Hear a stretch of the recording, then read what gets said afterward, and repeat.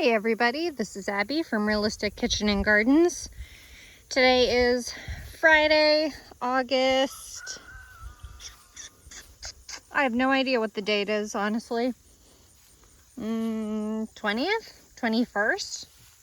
I'll get it right on the title, I promise. We are just about 2 months out from our first frost, which is estimated to be October 10th. In my southern Ohio garden. The tomatoes are basically done other than what is sitting on the vine. This is Bartelli cherry. I've also been hit with late blight, but honestly I don't really care. Mostly my issue with the tomatoes right now is them splitting, which is more of an uneven watering issue than anything. And I've gotten so many tomatoes from Bartelli cherry. I mean, the other day, I think it was yesterday or the day before, I harvested 9.5 pounds in one go. And I could probably do it again with all these fruits ready to go. So one of the biggest things about the garden this year is that I amended the soil with sand. The soil is clay, so to put the sand in loosens it up and lets drainage happen. Please excuse the whatever insect is screaming in my garden. The other thing is last year was a big drought, so all of the math I did this year on what I needed to produce was based off of last year. So last year, I think the grand total I got across all the varieties of tomatoes, I think I got a grand total of 30-something pounds of tomatoes. Grand total, and that was at least 30 feet of tomatoes. So this year I've gotten probably 20 pounds from Bartelli alone, 2 plants, 7 plants of Supremo. I think I'm up to 40 pounds. All of them are at least up to 40 pounds. So 40 pounds from Supremo, 7 plants. Supremo is still ripening. They are probably the longest variety daytime wise, or seed to harvest I should say. Excuse me, transplant to harvest. They're probably the longest I've got. I think they're 75 if I remember correctly. I've been loving this variety though. I could harvest this now, it'll ripen inside. There's a few red in there. Great, nice, dry tomato. It's not super juicy, which is nice as a canner. They are a canning tomato. All of these are determinate tomatoes, but this is specifically a canning type. And then the other 3 were slicers.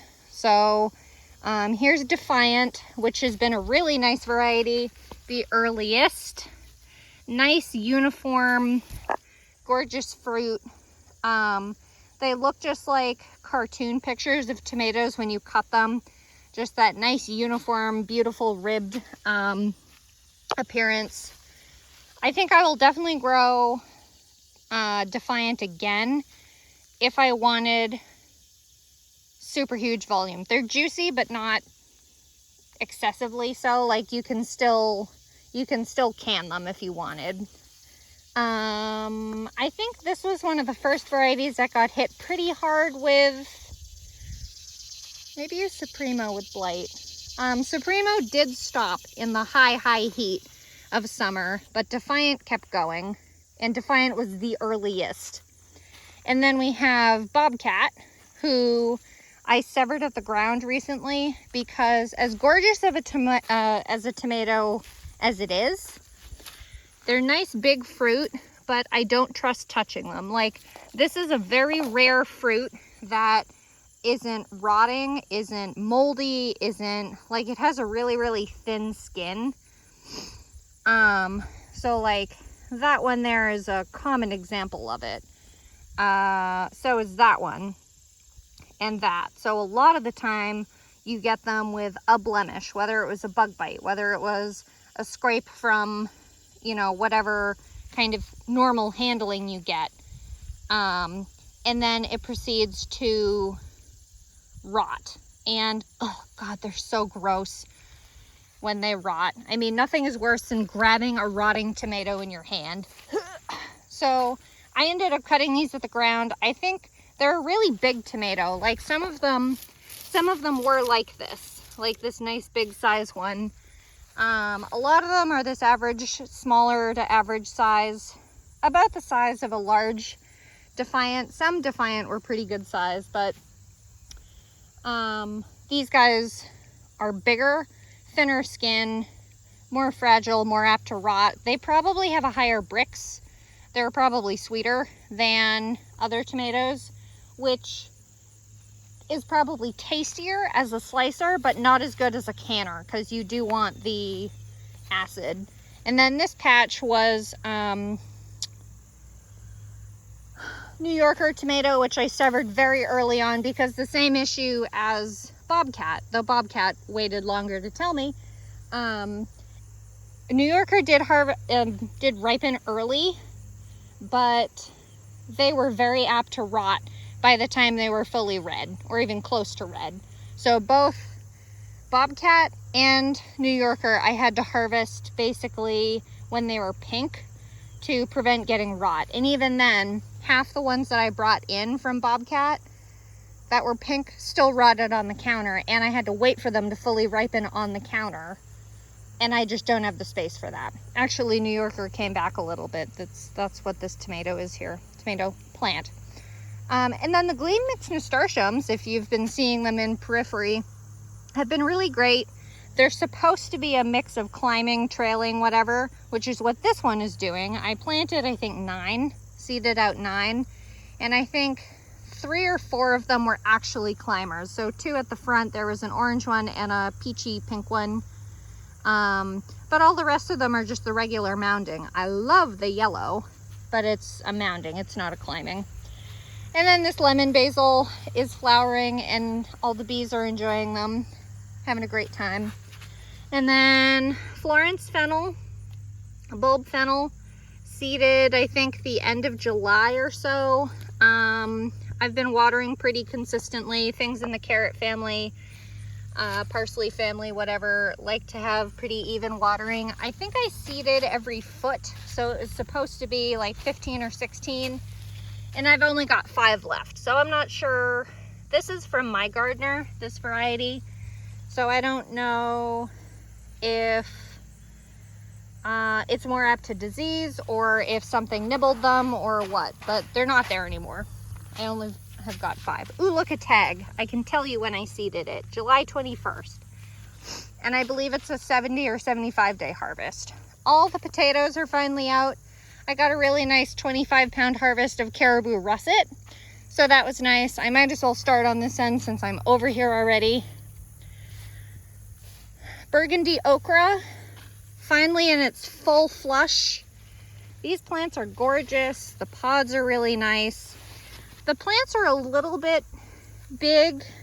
This was an experimental year of doing interplanting of peppers and okra. These are hot peppers, because the theory is that the okra will shade the peppers so the peppers don't get sun scald as badly. But the plan backfired because when I seeded out a mix of bell peppers, which was Gurney's sweet bell pepper mix, Peppergate hit, haha. And instead of getting bell peppers like these, I ended up getting a mix of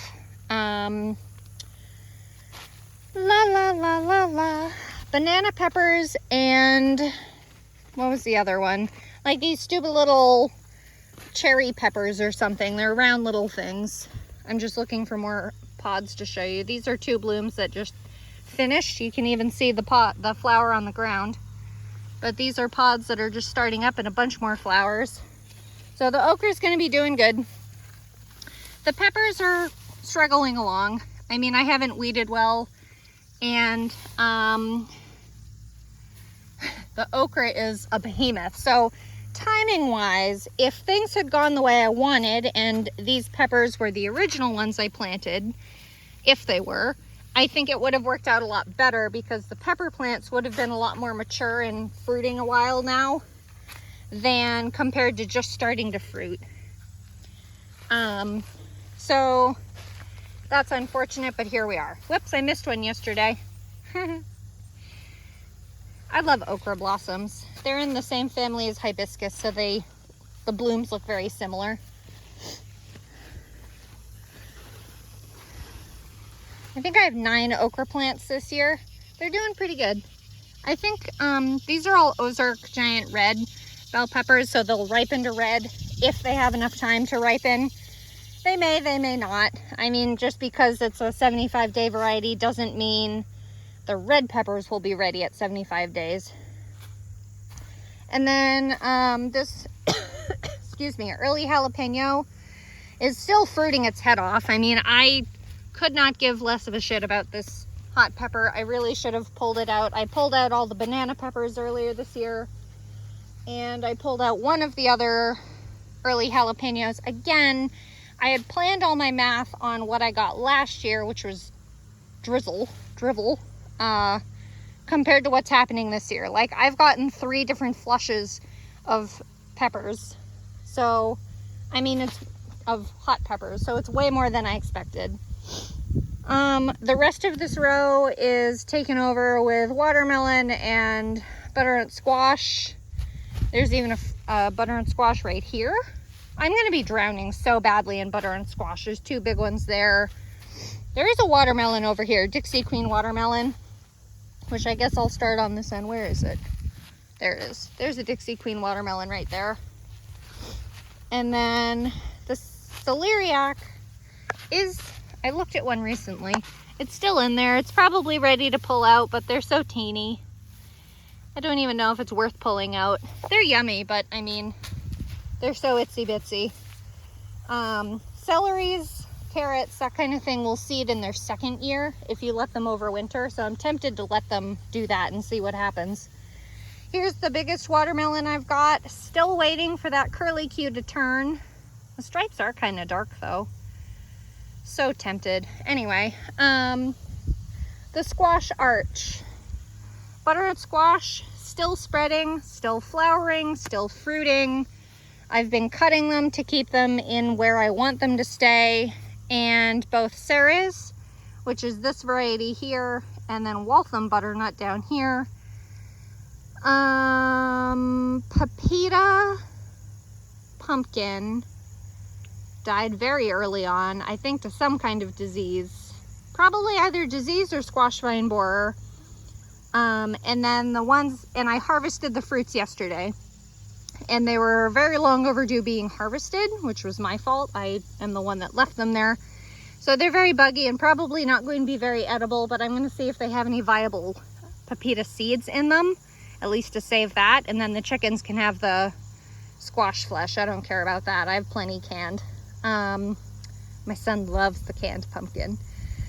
And then the pumpkins that are hanging there now are Styrian, which have a lovely variegation to the gourd themselves. I think I've got a total of 5 Styrian fruit, and then I think I've got either 5 or 7 of the pepitas, but the pepitas is a lot smaller, and one of the pepitas I had to break off the arch because it was smushed in between, and that one did not have pepita style seeds. It had regular hulls on it, so that is not encouraging. Grand total for watermelons, I think, so one, I think there's a second one over there, maybe a third, which haven't been harvested yet. And then there have been 4 inside, but the seeds are too big for us to really enjoy. Oh, there's another one, but that one's crappy. But the seeds are a bit too crappy for us, too big and crappy for us to enjoy. So that one's not quite ready. It still produces a divot. They'll cure on the vine, which is really convenient.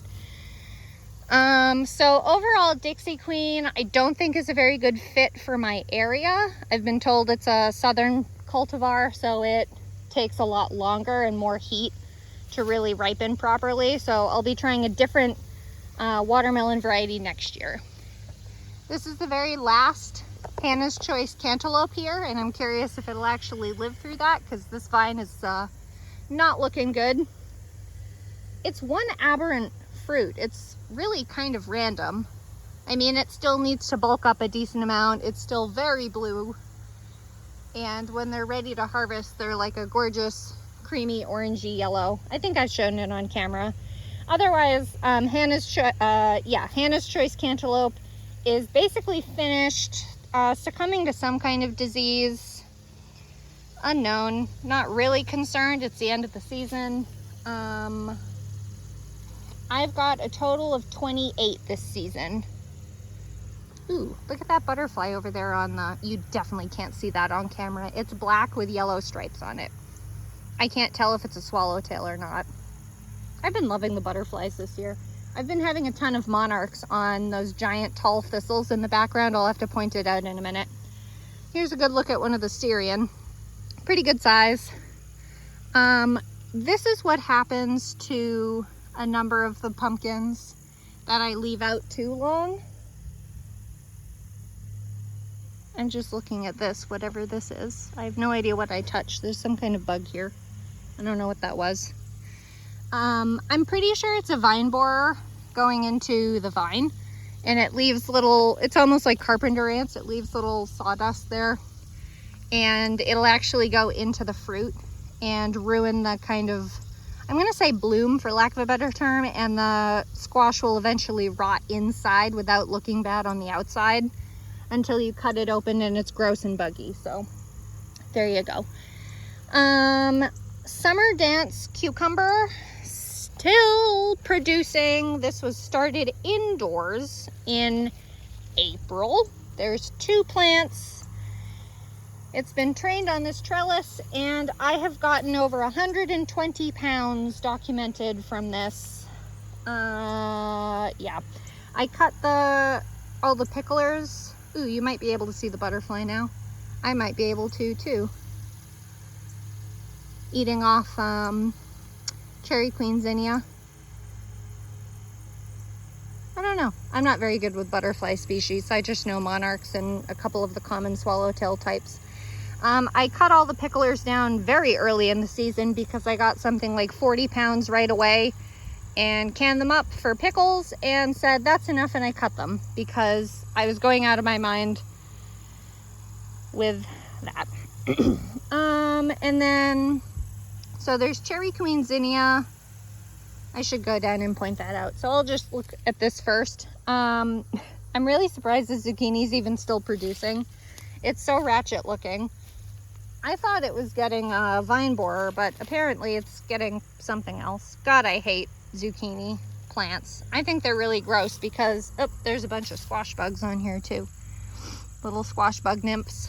I really hate zucchini because when it flowers, the flower will stick to the bottom of the thing, and then when it's pollinated, the flower will stay there and rot, and then when you go to grab the fruit, you put your hand in gooey, disgusting, disintegrated, rotten flower bud. I can't remember if I mentioned, but this row where all the squash and cucumbers are is where the fall garlic will go in October. I've got my work cut out for me cleaning out that patch. And then this is the patch where the lavender is. Provence lavender, medicinally, but apparently a really good pest repellent. I think that's Hidcote, which I really like and will probably either try to divide or, yes, that's Hidcote. Either try to divide or get more seed for. They did a second flush, and that would be a great variety if you want lavender buds. Munstead I was not impressed with, and then I have no idea where Elegance even went. Elegance is a first year, started from seed by myself. Ooh, look, the butterfly's still there. And there it goes. Love some butterflies. Elegance flowered twice also, so they did pretty well. And then this was all originally lettuce in the spring, but that obviously has long been since true. Cherry Queen Zinnia, there's I think 5 plants here, and it's quite sprawling. And then there's Strawberry Fields Globe Amaranth. I ran this section over with my garden cart, so it's a little ratchet looking. And then haven't been impressed with that. I don't think I'll grow it again. It also got outshone very much by the very tall strawflower and zinnia. Trying to think, I think it's called Copper Red, because the other variety I believe is Purple Red. No, Purple Copper? Shit, I can't remember. I'm sorry, guys. It's from my gardener. He only has about 5 different varieties of strawflower, so I think you can figure it out. Not my favorite. I don't love the appearance of it with this great big yellow in the center. I didn't think it had that, but here we are. The self-sown lemon basil from last year. Orange button calendula, which the insects love, but I couldn't care less for. And then the one plant of wild violet petunia, which I will definitely grow again. The seeds are from Baker Creek down in Florida. Here's my carrot patch. Of course, with the endless joke of potatoes coming up. Last year, during the drought, I tried to replant. I need to water these carrots. Last year, I tried to replant some potatoes with some really ratchet looking plants from Home Depot. And I redid the whole row, but never saw anything from them.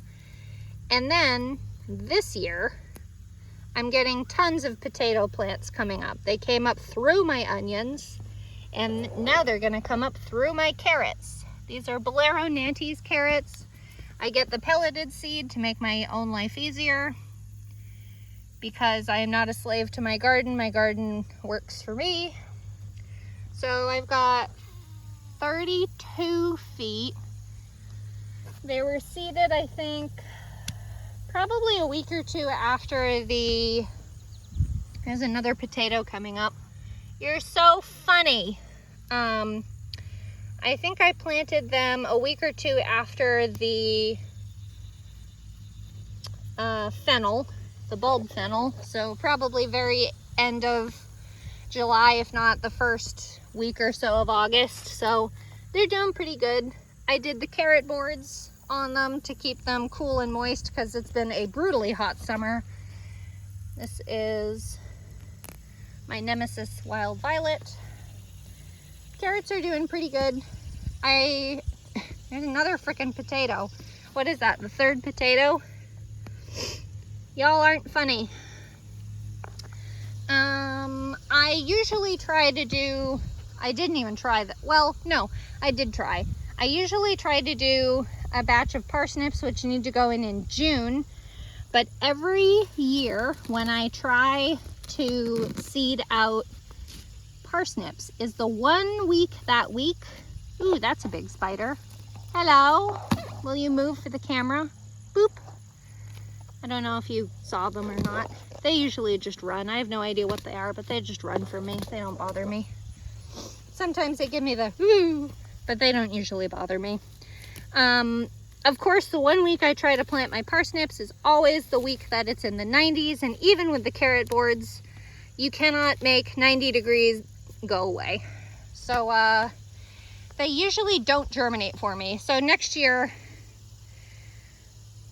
I may try starting them indoors in a tray.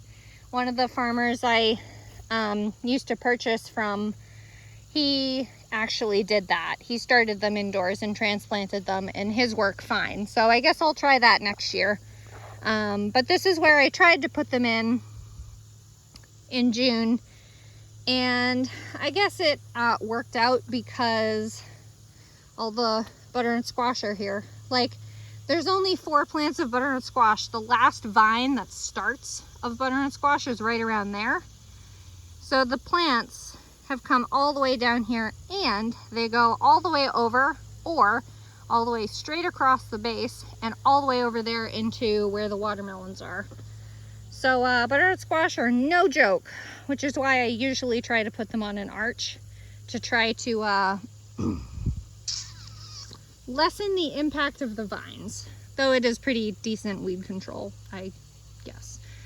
And there's some rudbeckia right there. I love rudbeckia, and of course some flowering right here. This path, I still haven't planted my brassicas yet. They're all hardened off. They're ready to go. I just haven't gotten there. So this little patch just needs some weeding done. This was where the spring wildflower patch was. But I had originally thought to tear that out and put strawberries in here. But then I said, we'll put the strawberries where the spring brassicas were, and we'll put 2 entire rows of brassicas, Brussels sprouts, cabbage, cauliflower, you name it practically. Everything except kohlrabi. Don't care about kohlrabi.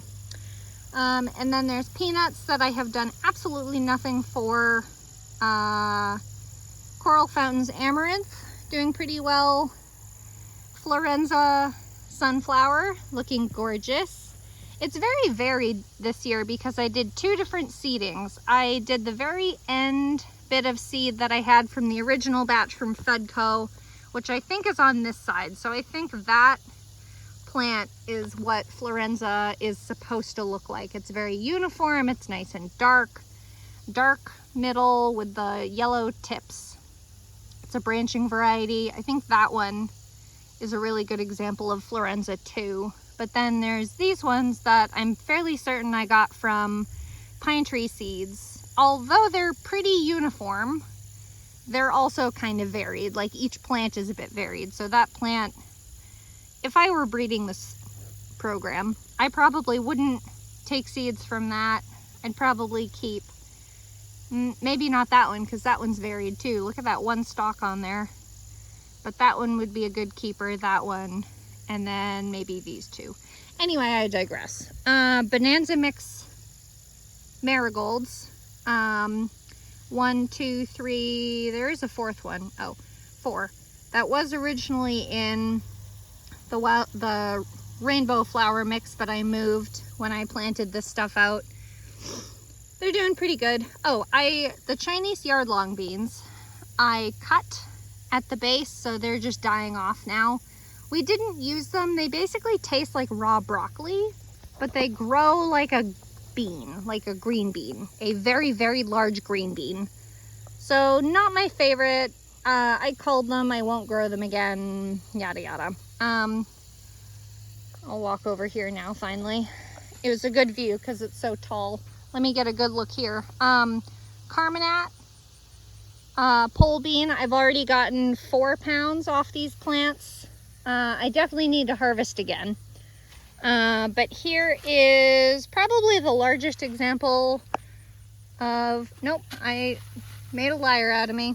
There's the second one. Champion of England shelling pea. These are a 75-day variety, I think. So they got plenty of time to go. They were planted in late July, seeded in late July. Coral Fountains Amaranth, which I continue to pull branches off of because it keeps sprawling everywhere. It's a huge plant. It's lovely. It takes quite a while to get here because this was started indoors and transplanted out at the same time as, well, when I seeded my original batch of beans, which I think was early June. So it's been a minute. They're lovely. I think I may try Love Lies Bleeding next year, which is a much more burgundy flower. Almost like the burgundy of Florenza Sunflower. What else? What else? What else? I guess I could show you Carminat. I've been loving Carminat. Easy to pick. I do have to get up on the ladder to get those ones, which is a little bit hairy because the ground is very uneven. Hello, honeybee. I'm glad you're enjoying the flowers. You got some pollen on your knees too. Yay, honeybees. We'd love to have an apiary, but that's definitely going to end up being my project, and I have enough projects right now with a young babe. I digress. Oh, I didn't realize you guys would come. Look at this. Look at all the honeybees on the Coral Fountains Amaranth. I guess it is in flower, technically. You can see on this one where this honeybee is. Those little tiny yellow protrusions that are a bit farther out than, a little bit farther out than the rest of the pod. Those, I guess, are the actual flowers, because the beads of it, I guess, are actually seeds. So it's kind of like a bunch of grapes in a way. But the flowers are actually open today. That's pretty neat. I keep getting surprised by things. Not that I really have expectations of, well, I do have expectations. We all have expectations of things, but I didn't realize honeybees would like amaranth, but I guess they'll take whatever they can get, right? It's kind of like, walk into my support string of beans.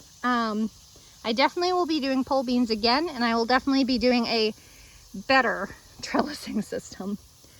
And then the last row is basically empty at the very moment. Solstice and kickoff corn are done and need to be harvested. Their little axillary or auxiliary ears need to be harvested, assuming they're not fuzzy with smut. Not fuzzy, but you get what I mean. They need to be pulled out though. They're done and ripe, or they're done. And then this patch is where the spring brassicas were. This is where some strawberry plugs are going. I had a chance to purchase some strawberry started plants. They're not dormant roots. They're actual started plants. So they should be arriving today, actually. So I'm going to add a little compost in here to give it a little extra oomph. And they will basically overwinter and then hopefully produce in May, because they are an everbearing, they're a June-bearing variety, Flavorfest. They only offered 3 varieties, and I think one of them was an everbearing. So I'm going to try Flavorfest and see how I like it, and if I do like the variety, I will take pups and grow them out and repeat, basically. So financially, to make it worthwhile, I need to get at least 25 pounds of fruit from these plants. I got 36, 35, something like that, plugs, live plants. Plus shipping was, I think, 70 bucks. Yes, they're expensive, but they're live plants. They're not dormant. So I need to do this basically right now. Not right now, but imminently. And then I will, I lost my train of thought. I'm looking at this butterfly you can see, where is it? It's straight ahead of me. So that's all the thistle I'm talking about. I'm fairly certain it is either field thistle or tall thistle, both of which I believe are native to Ohio. And before I lose my train of thought again, these little plants that are growing here are mustard. Based on the leaf shape, probably yellow mustard. That's definitely a yellow mustard. That might be a brown mustard, because the yellow mustard is like this crazy shape, where the brown mustard is a more uniform shape like usual brassicas. But I grew this for seed. I did harvest the seed. I haven't quite thrashed it yet, but thrashed, whatever the term is. And there's even more coming up. You can see the little tiny brassica buds. But they'll come up when I loosen the soil and mix in the compost and all that. So that's my project endlessly.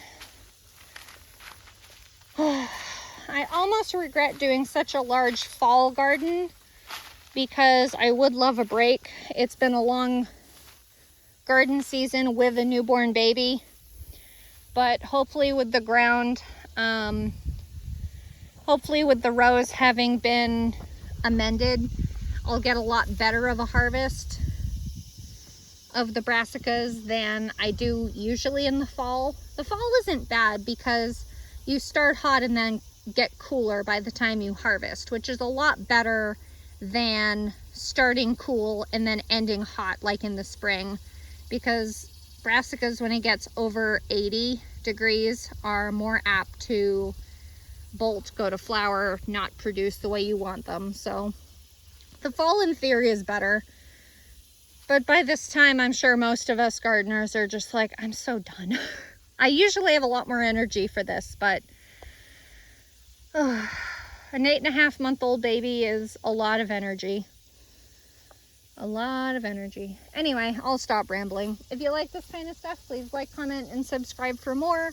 And if you like this kind of stuff, please follow along my Facebook page for daily updates, realistic kitchen and gardens. Okay, thanks. Bye.